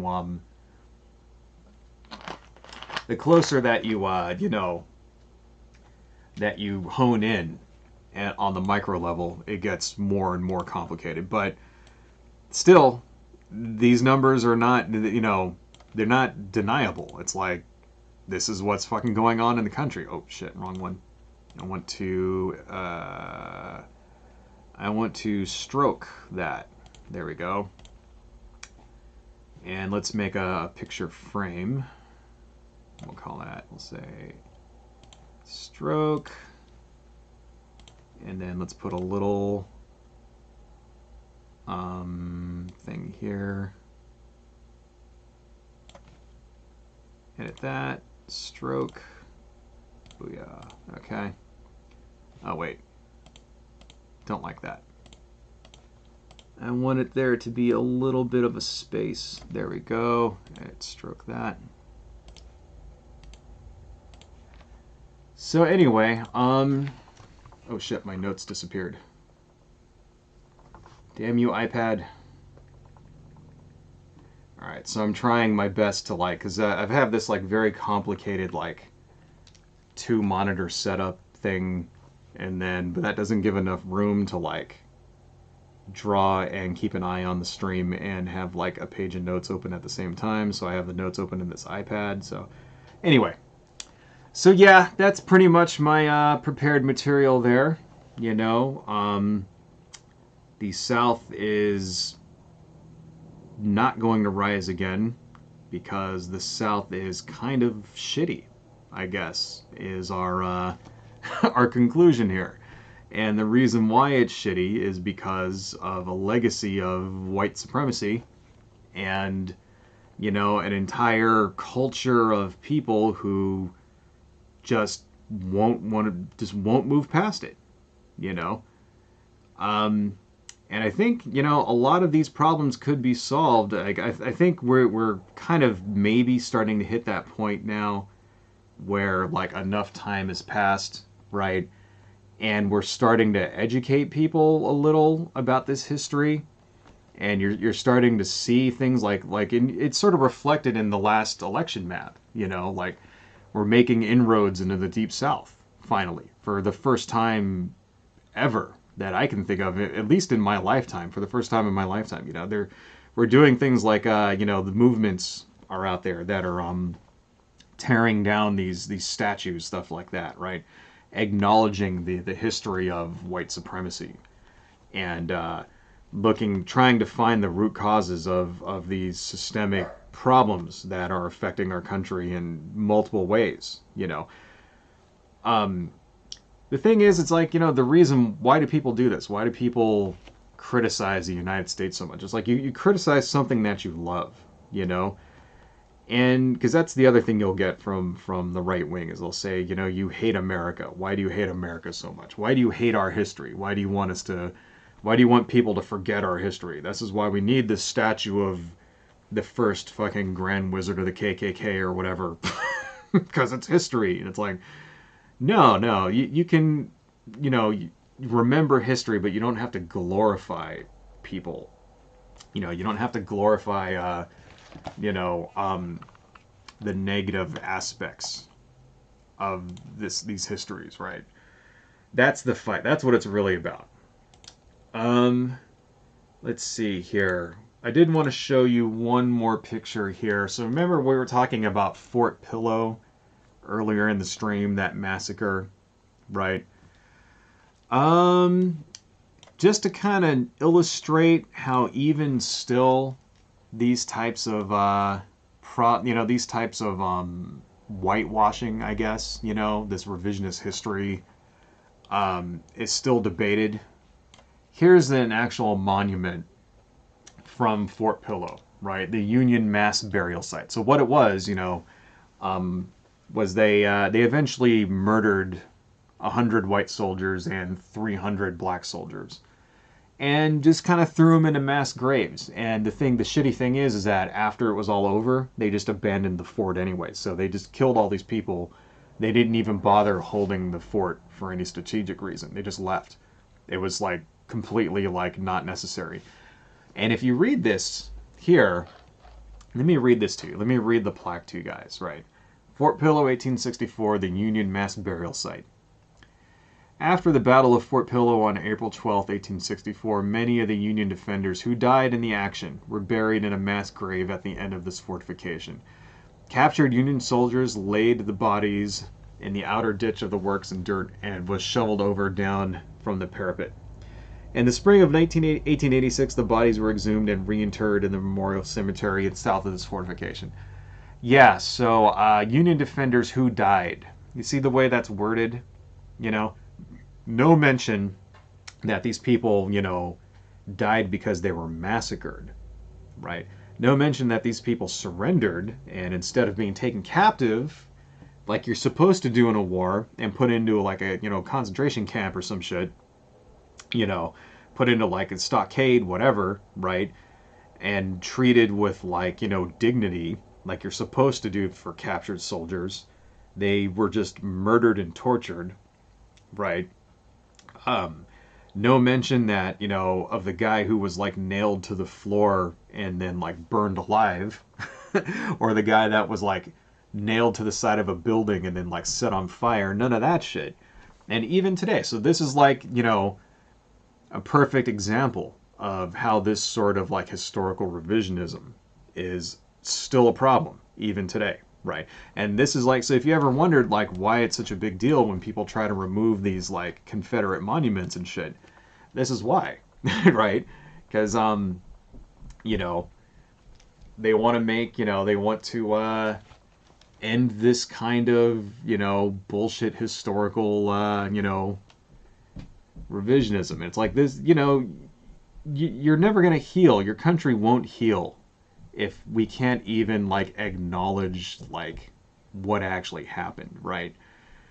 And there is, a good point to be made there. Like there has to be at least some semblance of national identity, right? And up until this point, it's like the national identity of the United States has been based on lies. Really, like what do they teach you in history class? You learn about the Boston Tea Party and the Revolution, whatever. And George Washington could never tell a lie, and he chopped down the cherry tree, that kind of thing. You learn about shit like that, and it's like, it's sort of, it's all myths, is what that is. You know what I mean? That's all kind of like shit you tell children so that they'll be proud of their country, right? And the thing is, you can still be proud of your country and acknowledge the atrocities that happened as well, right? There's no reason why you can't love the country. There's no reason why you can't be proud of the country's accomplishments, you know, because the United States has accomplished many great things, you know, fucking winning 2 world wars and putting a man on the moon and, you know, creating lots of industry and, you know, stuff like that, and innovations and science and blah, blah, blah, blah, blah, shit like that, you know. There's all kinds of things. There's all kinds of great things to be proud of in the United States, you know. And even things our government did too. There's things to be proud of that our government actually did, right? You know, but it's like you have to take the good with the bad. You have to get the whole story, you know. Along with that, along with all those great things, you have to acknowledge the shitty things too. You know, things like, you know, genocide of the Native Americans. Stuff like that, right? You know, you have to acknowledge these things. And part of that, you know, especially when a large segment of your population is descended from people who were taken advantage of. And the legacy of these, you know, the legacy of this history still affects them in ways today, you know, where they're getting put into prison more often, right? Where they're like, you know, have less wealth just generationally and just in general, you know, per capita than like other people, stuff like that, you know. So this is why it's important. This is one of the steps that we can do. You know, one of the things that, you know, you can do yourself personally in order to affect that change is to, like, you know, educate people when it comes to stuff like this, when it comes to the, you know, history, the actual real history of what actually happened in this country and the legacy of slavery, right? That's one great way to, like, kind of help that change along. So, anyway, enough of my babbling. Let's read some comments. All right. Lewis the Hedgehog, in other words, racist participation trophies.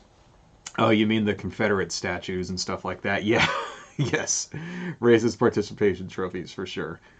I think we could start coloring this. Let's actually put a layer behind here. And we should make this background really dingy. Like some kind of nasty, like, disgusting grayish sort of thing, right? Yeah. We should just make this, like, dingy and gross. Like, it's just like, oh, is that all, like, uneven? It is, isn't it? Oh, well.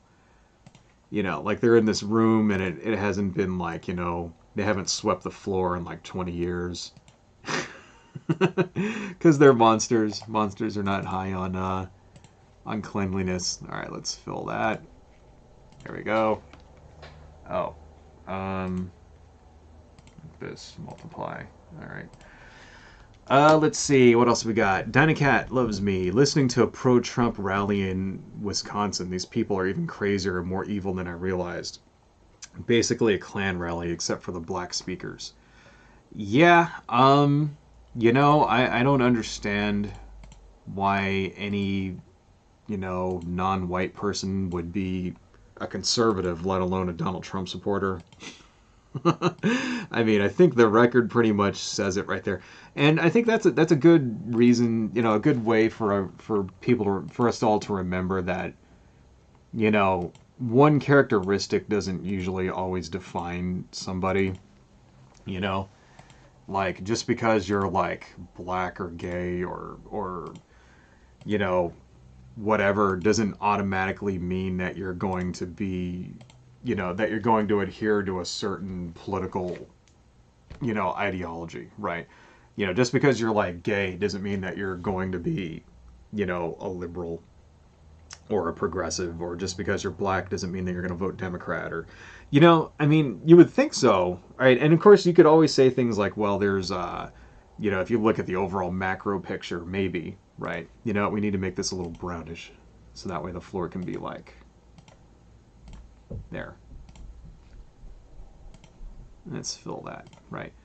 But, you know, you got to remember people come in all stripes, and their motivations are their own, and it's like, you know, he can't take people for granted, I guess. So it makes no sense to me. It makes no sense to me why any minorities would even vote Republican, let alone support Donald Trump. Like, that's another thing. Like, you get um Latino supporters of Donald Trump. Like, apparently Donald Trump got like a lot of support of Latinos, right? That makes zero sense to me. I don't understand why. It's like he built his like campaign on bigotry and hatred of Latinos, right? So why would you support him? Why would you vote for the guy when like his entire fucking thing was drumming up hatred against people that look just like you? I don't understand that, but I don't know. Apparently he like really, he got the most like highest number of the Latino voters ever for a Republican president. That just blows me away. And it's like, we gotta remember that. We gotta remember that people are not defined by one characteristic. You know, people are not just their skin color. They're not just their sexual orientation, right? They're not just their economic class either. You know, that's another thing. So that's a lesson for all of us that we should always keep in mind. Let's see. Did you know Antifa takes orders directly from Obama? Yes, yes. I'm still actually waiting for my Soros check, actually. Because they said that George Soros was paying everybody. And it's like, well, I ain't getting no money from George Soros. Where the hell's my Soros check? Because I'll fucking, like, dude, if I could get paid to say the shit that I do, especially if like a fucking oligarch like George Soros was giving me money, like, I'd take it in a nanosecond. Like, fuck yeah. Give me my Soros money, man. But anyway, totally. Let's see. Data Cat loves me. That master's privilege was a feudal custom. It was, yeah, it was a thing that was also very prevalent in the South. You got doctors that said shit like, I remember reading about it. I remember reading about a case where, like, basically, like they would deflower virgins for, slave virgins, because it was considered like if you didn't, like Africans, like they basically considered Africans to be a different species, and if you didn't, like, have sex with like young African women, then it was like bad for their health, right? And they would say shit like I'm not kidding, and this is extremely racist, and I hope people listening to this don't take this out of I'm not supporting this shit. I'm just saying this is what it was like back in the during slavery, and it was things like they would say stuff like, well, this slave is in heat, and you have to pleasure her or else she's gonna, like, get sick and die. Like, seriously, this is like true shit. So yeah, I mean, maybe that's where it came from. Maybe, I think what you're talking about is that, like, there used to be a medieval law where if somebody got married, then the local lord had the first, like, privilege of, like, deflowering the virgin or whatever. Like, yeah, I think I remember. I think that was in Braveheart, wasn't it? They actually used that as a plot point in Braveheart. Like, one of the guys, like, his wife, the Lord shows up and steals his wife away on his wedding day, and so then Braveheart, like, gets married in secret or whatever, and that's part of the reason why they, like, want to kill him. Like, yeah, I guess that was true shit too. That actually was true, But that a version of that, most sure, definitely existed in the antebellum South when it came to slavery. Let's see. Louis the Hedgehog, an aristocratic-based military ranking system. Gee, I wonder how well that works out. Not very well. However, that was kind of a thing all the way up until, I think even World War One, in some countries. Not so sure about the United States, but I know that at that time it was also the same for the Union troops as well. So that wasn't unique to the South. If you were rich, you pretty much got away with not going, with not serving in the military. And, you know, you would just basically pay to be an officer. I mean, that was kind of a thing the world over. So, what else? Dynacat. Indentured servants. The thing with that is that they conflate that with slavery all the time because of the Bible needing to be justified. Yeah, exactly. That's exactly what it was. It was just kind of a way for them to try to, you know, reduce the, you know, impact of slavery. Trying to say slavery wasn't so bad because these other people were in a thing that was kind of tangentially related to slavery. When, you know, in real life, it's like not even fucking close. Let's see. Cephas. Thank you for joining, man. South did make some snazzy flags. I remember my right. I remember my 4th grade teacher from the deep South tried to tell us all about states' rights. Wow. I have an original 12-star Confederate flag, but it's mainly for the historical value of a collection of flags. Well, you know, there's nothing wrong with collecting stuff like that. I mean, you know, I guess as long as you're not flying it in your front yard there, huh? I mean, you know, that's the thing. It's like there's nothing wrong with having historical interest in you know, this kind of thing. You know, that's fine. There are people that surprisingly like collect Nazi stuff who are not Nazis. You know, my dad actually had a SS helmet. You know, and I can't remember where he got it from. You know, my dad is part Filipino. He's not a Nazi, right? It's because, you know, it was a World War II artifact, and I remember he had it, and you know, we used to play with it as kids, and it was like, you know, I'd play Army Man or whatever, and I'd wear his helmet. You know, of course, we always, you know, he always explained to us what it meant, and not to wear it outside. And, you know, the Nazis were not the good guys. You know, he explained these things to us. So, and, you know, even though my dad was racist as hell, because, you know, he was a cop, so yeah, totally fucking racist. He wasn't a fucking Nazi. So, but, you know, anyway, I don't know how I got on that subject. Oh, yeah, collecting Confederate stuff, you know. Yeah, you can take an interest in, you know, you can take an interest in stuff like this and collect memorabilia.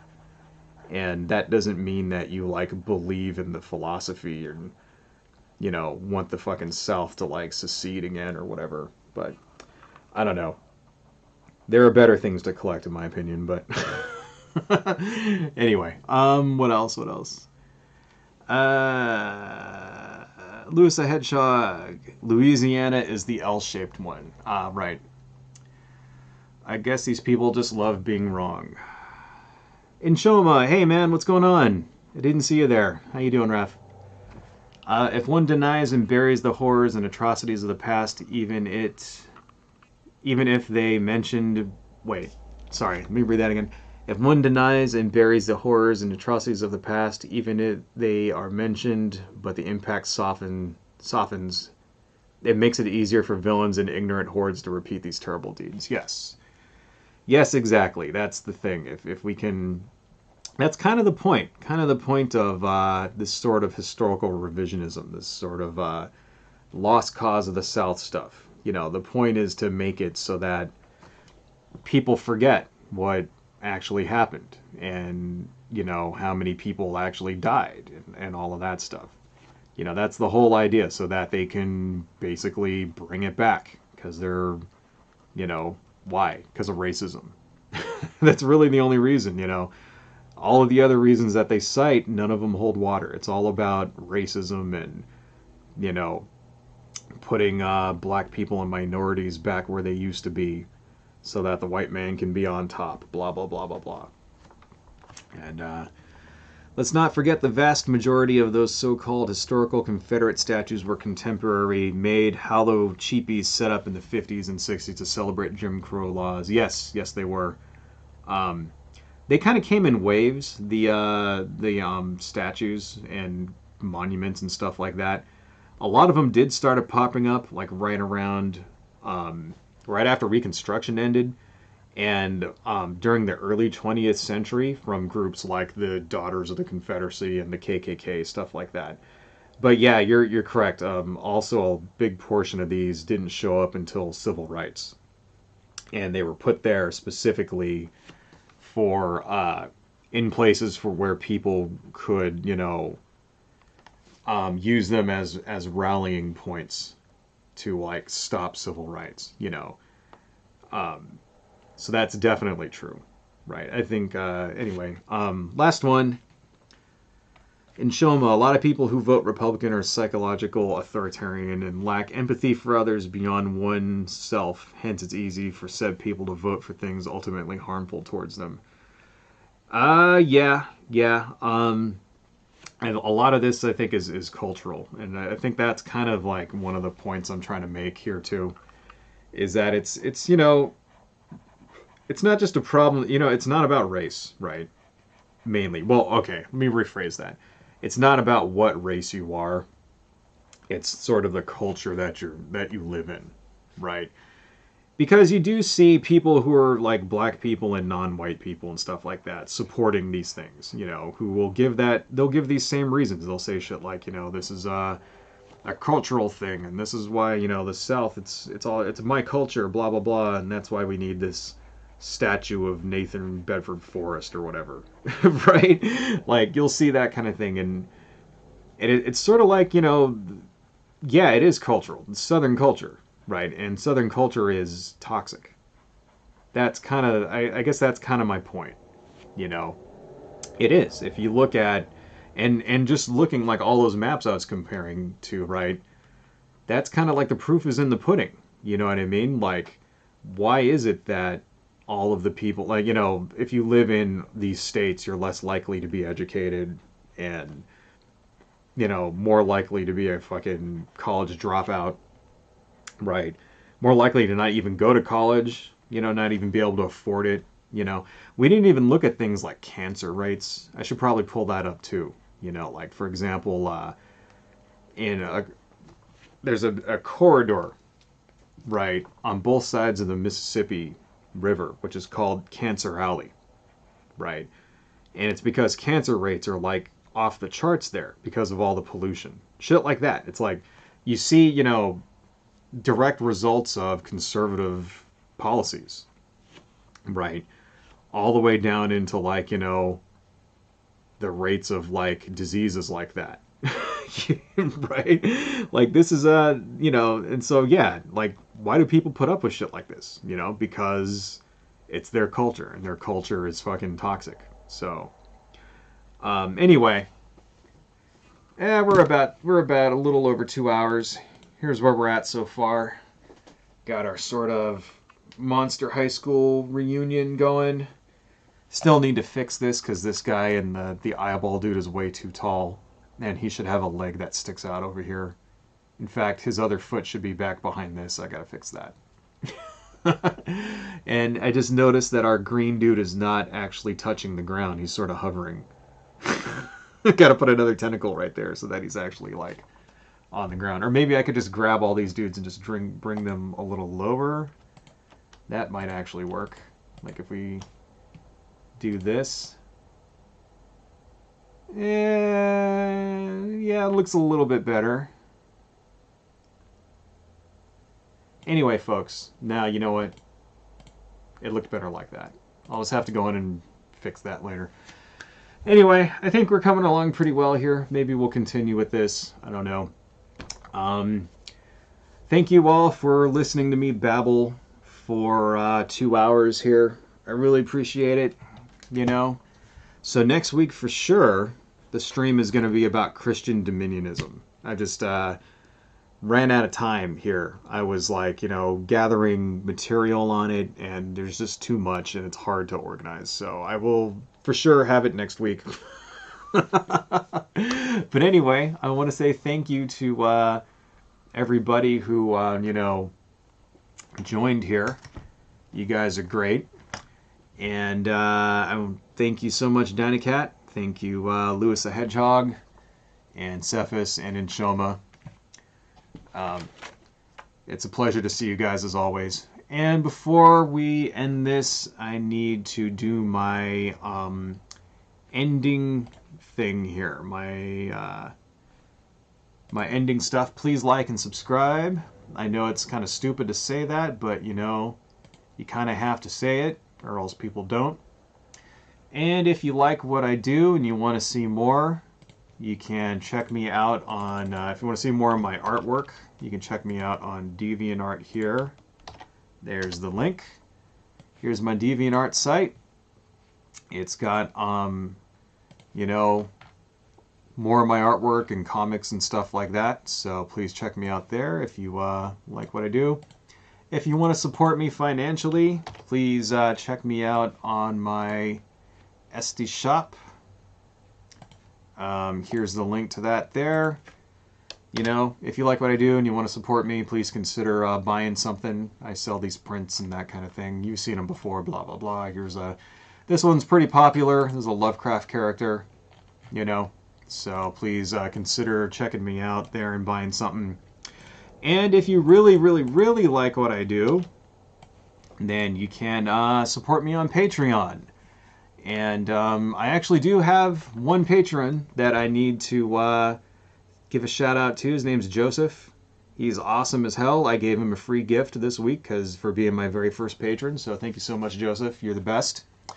And if you want to join me for $1 a month, I will give you early access to videos, and I will give you a shout out in my video like I just did to Joseph there. If you want to give me $10, I'll make a video on the subject of your choice. So, you know, underwater radioactive basket weaving dolphin wrestling, I will make that video if that's what you want. And I'll draw something for you, black and white. And if you give me $20, I'll give you anything from my Etsy store and all of this other crap from these other levels. So please consider checking me out if you really, really like me. And please consider joining my Patreon. There's that. Of course, I have a webcomic that you can see for free. This is Hwanja.com, fun for the whole stupid family. It's got ninjas and demons and stuff in it. And a big old fight is about to start. So that's coming soon. Hwanja.com. And if you want to see me talk about stuff that is not political, check me out on UCD videos. I try to do a video a week here. Do a lot of toy reviews, movie reviews. I reviewed King Kong vs. Godzilla here. You know, I do the occasional gaming stream, that kind of thing. So that's UCD videos on YouTube for my fun, non-political stuff there. Anyway, I think that's pretty much it. Thank you all so much. Thank you all for sticking around to the very end. Really appreciate it. And I will be back next week at probably 11 or 11:30 a.m. Pacific Standard Time on Saturday. And you guys, take it easy. Adios.